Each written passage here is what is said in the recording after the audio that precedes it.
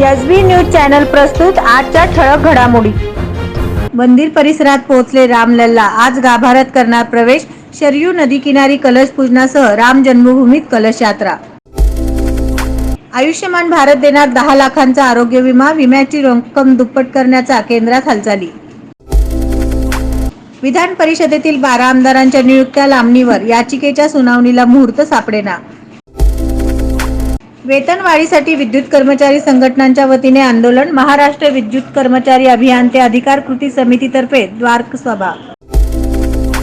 रे नगर येथे हेलिपॅडवर हेलिकॉप्टर उतरून चाचणी, पंतप्रधान यांच्या दौऱ्याच्या पार्श्वभूमीवर तयारी अंतिम टप्प्यात।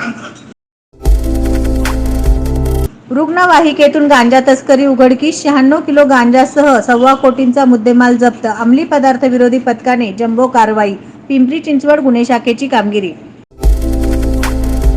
5 लाभार्थींना मोदींच्या हस्ते घरकुलाची चावी, व्यासपीठाजवळील एका इमारतीचे पंतप्रधानांच्या हस्ते लोकार्पण, 5000 पोलिसांचा बंदोबस्त।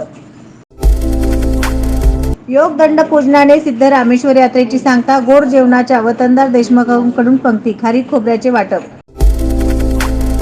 संक्रांत ते रथसप्तमी, हलव्याच्या दागिन्यांची क्रेझ, नववधूवरांना आकर्षण, परंपरा जपण्यासह दागिन्यातील नाविन्यातही लक्षवेधी।